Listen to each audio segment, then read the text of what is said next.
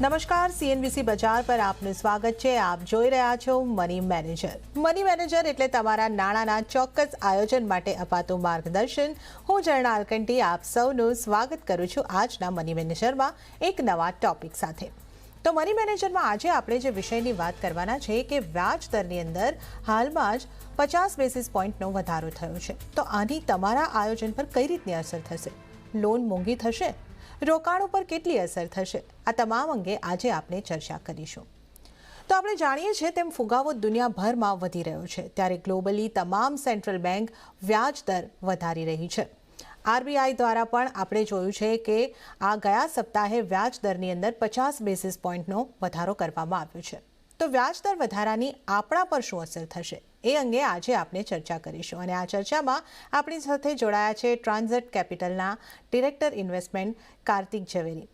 કાર્તિકજી, તમારું સ્વાગત છે સીએનબીસી બજાર પર। કાર્તિકજી, જે રીતે આપણે જાણીએ છીએ કે ગ્લોબલી ઇન્ટરેસ્ટ રેટ વધી રહ્યા છે, આરબીઆઈએ પણ અત્યારે આપણે જોઈ રહ્યા છે કે 50 બેસિસ પોઈન્ટ જેટલો ઇન્ટરેસ્ટ રેટ અહીંયા આગળથી વધારો કર્યો છે। તો આ સ્થિતિને આપણે કઈ રીતે મૂલવવી જોઈએ, કઈ રીતે સમજવી જોઈએ અને આ જે વ્યાજ વધારો થયો છે એનાથી આપણા પર કેટલી અસર થશે?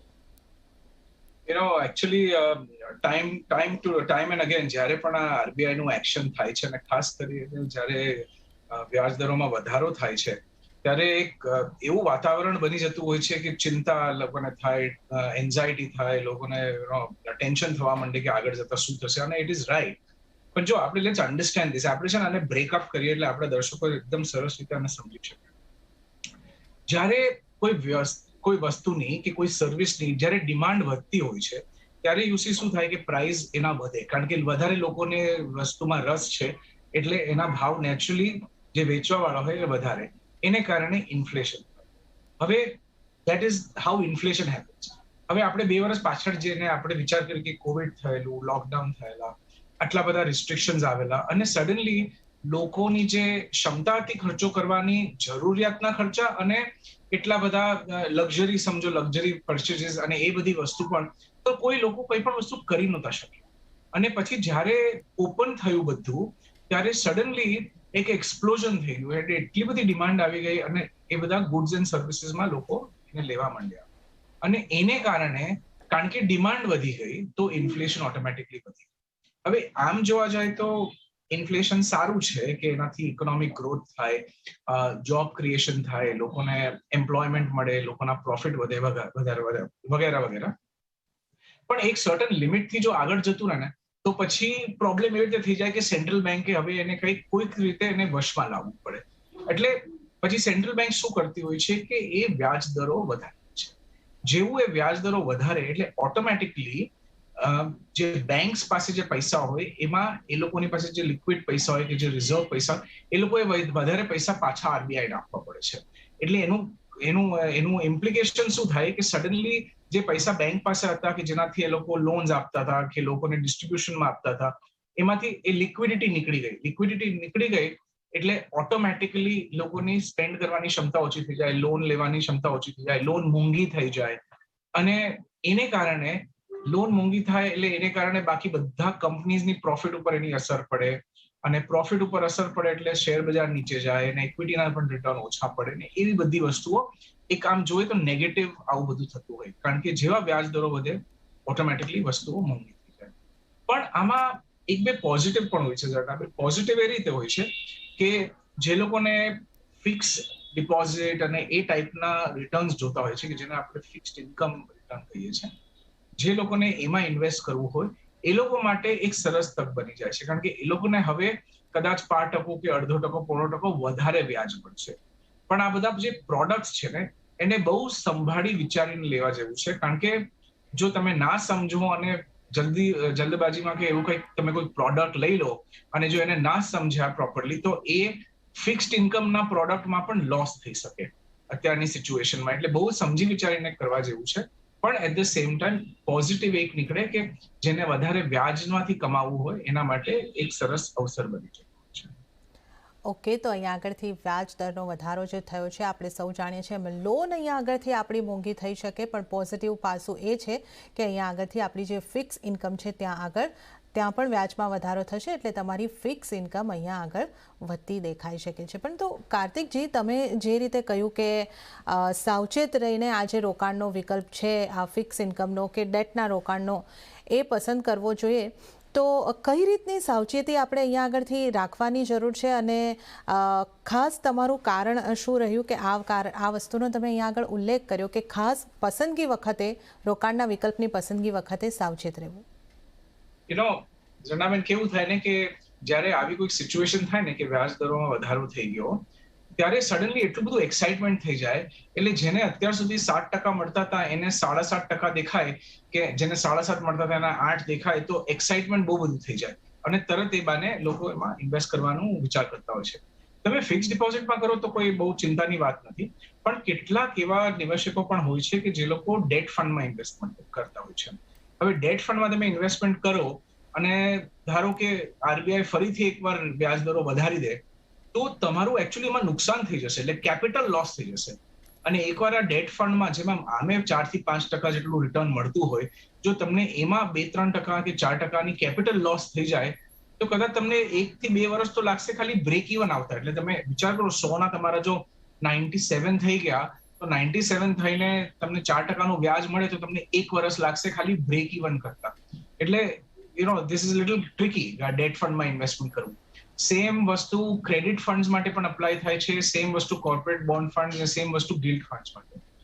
ગિલ્ડ ફંડ્સમાં થોડોક ફરક એમ પડે કે ગિલ્ડ ફંડ્સમાં એટલી બધી લિક્વિડિટી હોતી હોય છે, ગવર્મેન્ટનું બેકિંગ હોય છે અને એમાં વોલેટિલિટી પણ વધારે હોય છે, એટલે ભાવમાં ઉતાર ચઢાવ પણ હોય છે. અને એને કારણે ગિલ્ડ ફંડ એક એવો એરિયા છે કે જો એમાં 2-3% કે 4%નું 5%નું નુકસાન પણ થઈ ગયું એક સમયે અને તમારું ટાઈમિંગ જો રોંગ થઈ ગયું, તો આગલા 6-12 મહિનામાં એ કેચઅપ પણ કરી લેશે. એટલે જ્યારે પછી નેક્સ્ટ સાયકલમાં વ્યાજ દરોનું કાપ થવા માંડશે, ત્યારે ગિલ્ડ ફંડ્સ એટલા બધા ફાસ્ટ સ્પીડમાં આગળ વધશે કે એમાં તમને ડબલ ડિજિટ રિટર્ન પણ ઘણીવાર મળી જાય. એટલે that's why you have to be little careful. ખાસ કરીને મ્યુચ્યુઅલ ફંડ્સ, ડેટ ફંડ્સમાં જવા કરતા ફિક્સ ડિપોઝિટ ઇઝ ઓકે. દાખલા તરીકે તમે જો કોઈક અશ્યોર્ડ રેટના પ્રોડક્ટ્સ લેતા હોય કે ડિપોઝિટ્સ લેતા હોય કે તમે પેન્શન પ્લાન્સ ને એ બધી વસ્તુ લેતા હોય, તો ઠીક છે, એમાં કોઈ વાંધો નથી. અને એમાં તો ઇનફેક્ટ એક સરસ ફાયદો પણ એ મળે કે વધેલા વ્યાજ દરો ઉપર તમારા પૈસા લોક થાય કે 5 વર્ષ, 10 વર્ષ, 15 વર્ષ સુધી. અને ઘણી વાર તો તમે 1 કે 2 દશક સુધી પણ તમે તમારા પૈસા લોક કરી શકો છો, વ્યાજ લોક કરી શકો છો. એટલે અશ્યોર્ડ રેટ પ્રોડક્ટ્સમાં એ પોઝિટિવ છે, એ થઈ શકે. અને ખાસ કરીને છે મારું કહેવાનું એમ છે કે જલ્દી કરીને કે ધાંધલ કરીને ડેટ ફંડમાં આવવા કરતા પહેલા થોડીક એની જે આ સાયકલ હોય, એક રેટ હાઇક થયું, બીજું થયું, ત્રીજું થયું, દુનિયામાં શું થાય છે, અમેરિકામાં શું થયું છે, બધું જરા સ્ટડી કરવું જરૂરી છે. અને 1-2 વાર એવા હાઇક થઈ જાય કે 3 વાર હાઇક થઈ જાય ને એટલે પછી એની સાયકલ પૂરી થાય એ ટાઈમ માટે. તો ત્યારે તમને 3 થી 6 મહિનાનો એક વિન્ડો મળશે કે જ્યારે તમે ઊંચા વ્યાજ દરે ઇન્વેસ્ટમેન્ટ કરી શકો.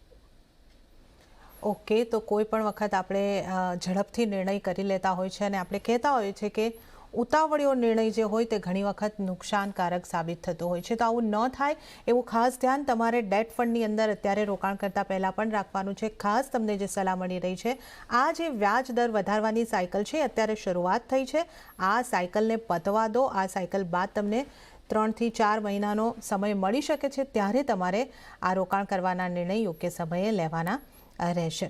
તો કાર્તિકજી, આ તો આપણે ડેટની વાત કરી છે, પણ જે રીતે આપણે જોઈ રહ્યા છે કે અત્યારે સ્ટોક માર્કેટની અંદર, ઇક્વિટીની અંદર પણ ઘટાડો આવી રહ્યો છે આ વ્યાજ દરના વધારા બાદ, તો શું ઇક્વિટીની અંદર પણ અત્યારે ઓપોર્ચ્યુનિટી બની રહી છે રોકાણ કરવાની?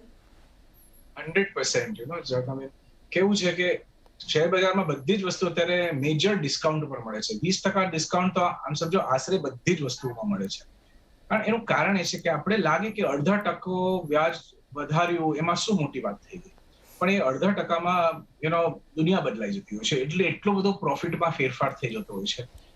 લોકોના કંપનીના પ્રોફિટ ઓછા થઈ જાય, કારણ કે નેચરલી વ્યાજ જે લેતી હોય, લોન લેતી હોય અને જે વ્યાજ ભરતી હોય, એનો પ્રોફિટ ઓછો થઈ જાય, કારણ કે વ્યાજ વધારે આપવું પડે.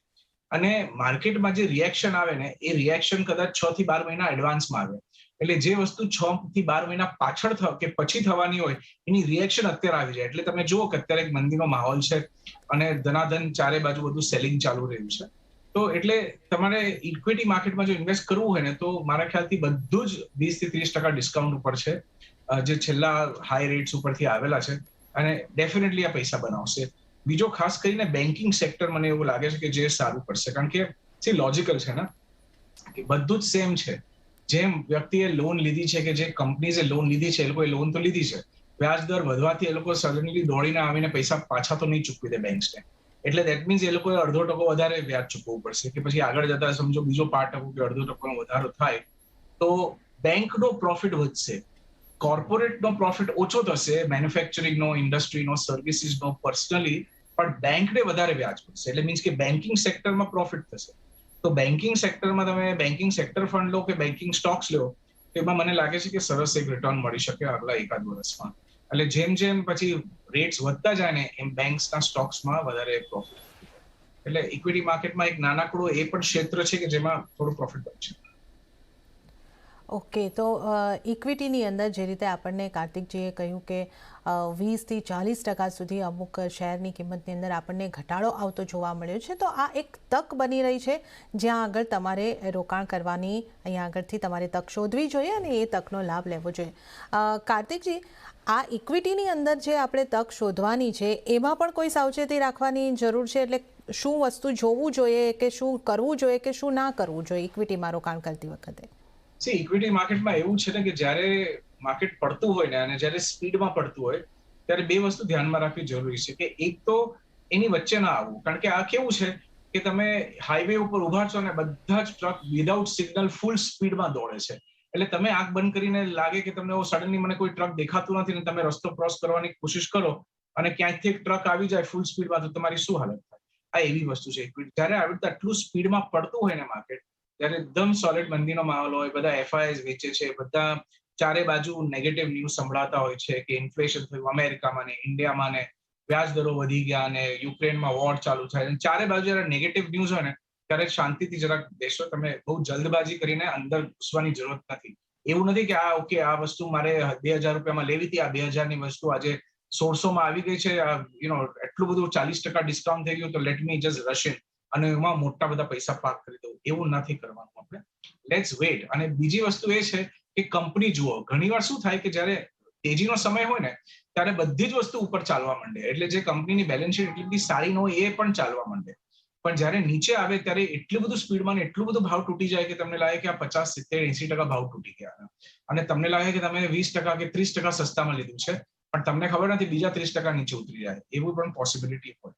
એટલે બે વસ્તુમાં ધ્યાન રાખવું, જલ્દી ઇન્વેસ્ટમેન્ટ ના કરવું, અને second obviously back to basics, balance sheet અને જરા સમજી વિચારીને સ્ટડી કરીને એ કંપનીમાં ઇન્વેસ્ટ કરવું. સારી કંપનીમાં જેનો પી સારું હોય, રિટર્ન ઓન ઇક્વિટી સારું હોય, બેલેન્સ શીટ સારી હોય, પ્રોફિટ સારું હોય, સેલ્સ બરાબર કરતું હોય, અને એમાં તમને 30%, 40% ડિસ્કાઉન્ટમાં મળતું હોય તો જરૂરથી એમાં ઇન્વેસ્ટ કરવું. પણ એમાં થોડી સમજદારી હોવી જોઈએ અને થોડું નોલેજ પણ હોવું જોઈએ.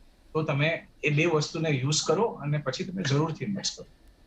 ઓકે, તો ઇક્વિટીની અંદર રોકાણ કરવાની સારી તક છે. અહીં આગળથી તમને જે રીતે કીધું કે બેન્કિંગ સ્ટોકની અંદર પણ તમે ઇન્વેસ્ટ કરી શકો છો. ખાસ ધ્યાન રાખજો કે તમે કંપનીની બેલેન્સ શીટ અને કંપની વિશે થોડું જાણી લો. આ બેલેન્સ શીટ સારી હોય અને જે રીતે તમને કાર્તિકજીએ સલાહ આપી છે એ રીતે થોડી કંપનીની તપાસ કરી લેવી, અને ત્યાર પછી તમારે રોકાણ કરવું, અને ક્યારે પણ ઉતાવળિયા પગલાં ન લેવા. આ દરેક તમારા નાણાકીય નિર્ણયની અંદર તમારે ખાસ ખ્યાલ રાખવાનો રહેશે.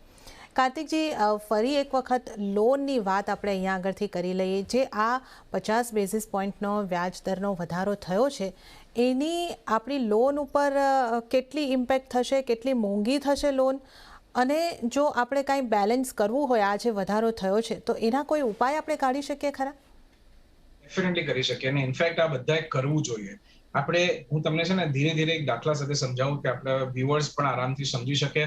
અને મારું સજેશન એવું છે કે તમને જો ચાન્સ મળે તો એક પેન પેન્સિલ લઈ લો અને આને નોટ પણ કરી લો કે એક્ઝેક્ટલી શું ફરક પડશે અને તમારે શું એક્શન લેવું છે. ઓકે, હવે દાખલા તરીકે સમજો કે તમારી પાસે 1 કરોડની હોમ લોન છે જે તમે 15 વર્ષ માટે લીધી છે કે લેવા માંગો છો, અને સમજો કે તમારું વ્યાજ દર 7%, 7% છે. તો નેચરલી મેથેમેટિક્સ કે છે, ગણિત કે છે કે એનું ઈએમઆઈ લગભગ 90,000 થશે આજની સિચ્યુએશન. ઓકે, હવે આવી પરિસ્થિતિમાં તમારું જે ઇન્ટરેસ્ટ પેમેન્ટ છે કે જે 15 વર્ષે તમે જે વ્યાજ ચૂકવશો ટોટલ, એટલે 1 કરોડ તો તમે લોન લીધી છે, પણ તમે જે એની પર વ્યાજ ચૂકવવાના છો એ વ્યાજ લગભગ 62 લાખ રૂપિયાનું થશે. ઓકે, 15 વર્ષે. હવે અડધો ટકો જો વ્યાજ દરોમાં વધારો થઈ જાય એટલે 7% જો આ લોન 7.5% થઈ જાય તો સૌથી પહેલા એ શું થશે એ બે વસ્તુ થશે કે એક તો તમારું જે 62 લાખનું વ્યાજ હતું એની જગ્યાએ તમે ઓલમોસ્ટ 72 લાખ એટલે મીન 72 લાખ જેટલું વ્યાજ ભરશો એટલે 10 લાખ રૂપિયા વધી જશે પ્લસ તમારું જે ટેન્યોર છે કે જે તમે 180 મહિના માટે કે જે 15 વર્ષ માટે લીધેલું એ લગભગ 1 વર્ષ તમારે વધારે એ બધા ઈએમઆઈ ચૂકવવા પડશે કારણ કે તમારે વ્યાજ દર વધી ગયું છે અને એ લોન ચૂકવતા વધારે ટાઈમ લાગશે એટલે આ બે નેગેટિવ વસ્તુઓ થઈ ગઈ છે તમારી સામે એટલે ઓબ્વિયસલી આપણે કંઈક તો એક્શન લેવું જ જોશે હવે તમે ધારો કે એક એક્શન એવી રીતે લો અને એમ વિચાર કરો છો કે મારે મારા 15 વર્ષનું જે ટાઈમ ફ્રેમ છે એને 15 વર્ષ જ રાખવું છે એટલે મારે 180 મહિનાથી 181 મહિનામાં આવવું જ નથી 180 મહિનામાં મારી લોન ગમે તે રીતે પૂરી થવી જ જોઈએ તો તમારે પહેલી વસ્તુ શું કરવી પડશે કે તમે તમારું જે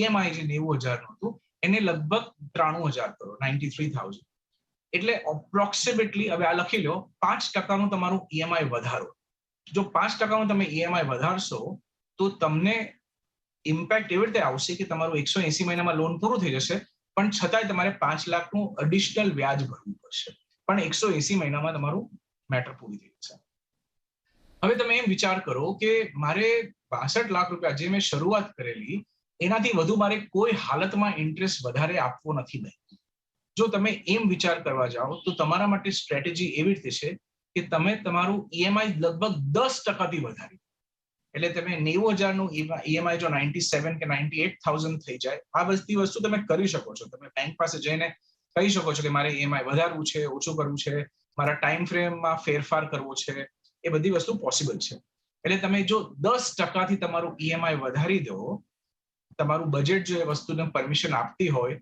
તો તમારું જે વ્યાજનું જે ટોટલ પેમેન્ટ છે એ 62 લાખ જ રહેશે અને તમારું જે લોન છે એ પણ કદાચ 12 મહિના વહેલું પૂરું થઈ જશે કારણ કે તમે 10%થી તમારું ઈએમઆઈ વધારી રહ્યા છો એટલે this is one second strategy third strategy એ ટાઈપની છે કે જો તમારી પાસે કોઈ ફ્રી પૈસા હોય થોડા ઘણા પૈસા કંઈક તમને કંઈક બોનસ આવ્યું હોય કે તમારી પાસે કોઈ જૂનું ઇન્વેસ્ટમેન્ટ છે કે જેમાં અત્યારે નફો થયો છે કે કોઈ પોલિસી પાકી ગઈ છે ક્યાંકથી તમારી પાસે કંઈક પૈસા હોય અને અડધો ટકો જો વ્યાજ વધી ગયો કરોડ રૂપિયાની લોન પર તો એમાં તમે પ્રીપેમેન્ટ જો 5 લાખ રૂપિયાનું કરો તો તમે સેમ ઈએમઆઈ અને સેમ ઇન્ટરેસ્ટ પેમેન્ટ પણ જાળવી શકો છો એટલે આ તમારા માટે ત્રીજી સ્ટ્રેટેજી થઈ ગઈ અને પછી તો છે ને સ્ટ્રેટેજીઓ ઘણી બધી થઈ શકે તમારી ઉંમર તમારી પરિસ્થિતિ તમારું બજેટ તમારું કેશ ફ્લો એ જોઈને બધા માટે અલગ અલગ ટાઈપની સ્ટ્રેટેજી બને પણ મૂળ વસ્તુ એ છે કે કોઈક એક્શન લેવું જરૂરી છે આરબીઆઈ તમારા લોન ઉપર એક્શન લીધી છે કે એમાં તમારી લોનને અડધો ટકોથી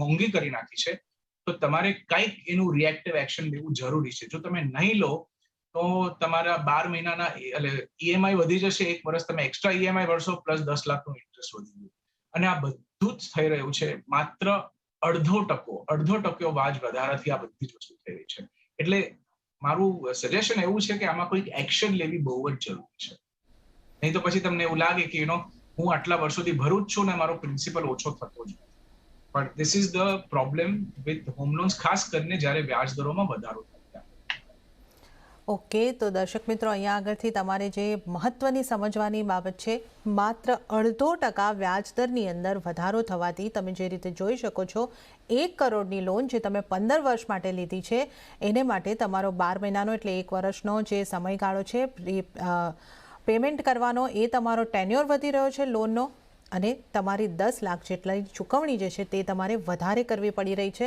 માટે તમારે અહીંયા એક્શન લેવાની જરૂર છે 3 વિકલ્પો અહીંયા આગળથી અમે તમને જણાવી દીધા છે કાર્તિકજીએ આપણને સુઝાવ્યા છે આ 3 વિકલ્પો જે છે એક તો છે તમે તમારું ઈએમઆઈ 5% જેટલું વધારી શકો છો તો તમે તમારું ટેન્યુરને એટલો ને એટલો જ રાખી શકશો જો 10% જેટલું ઈએમઆઈ વધારશો તો તમને લગભગ ટેન્યુર પણ નહીં વધે અને સાથે તમે એટલું જ વ્યાજ ચૂકવશો જેટલું તમે 7%ના વ્યાજ દરથી ચૂકવવાના હતા અને ત્રીજું છે જો તમે કરી શકતા હોય તો 5 લાખ રૂપિયા જેટલાનું જો પ્રી પેમેન્ટ કરી દેશો તો તમને પહેલાં તમે જે રકમ ચૂકવવાના હતા અને જે ટેન્યોરની અંદર લોન ચૂકવવાના હતા એ જ ટેન્યોર અને એ જ રકમ તમારે ભરવાની રહેશે. તો આ અમે 1 કરોડનું ઉદાહરણ અહીંયા આગળથી આપ્યું છે.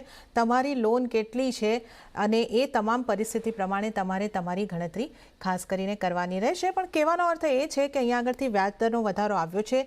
હોમ લોન તમારે માટે ચોક્કસપણે મોંઘી થઈ રહી છે, પરંતુ આને માટે પણ એક ઉપાય છે જે તમારે શોધવો પડશે, થોડી ગણતરી કરવી પડશે, બેંકની મુલાકાત લેવી પડશે અને થોડા ફેરફાર કરીને તમે આનો પણ તોડ ચોક્કસપણે શોધી શકો છો.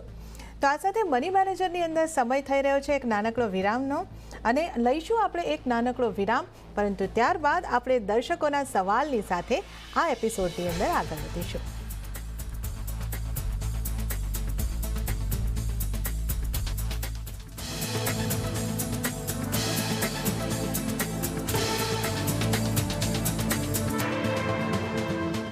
વિરામ બાદ મની મેનેજરમાં આપનું ફરી એક વખત સ્વાગત છે, અને હવે આપણે દર્શકોની નાણાકીય સમસ્યાનું સમાધાન લઈશું. અને તમારા પ્રશ્નોના જવાબ આપવા માટે આજે આપણી સાથે જોડાયેલા છે કાર્તિક ઝવેરી.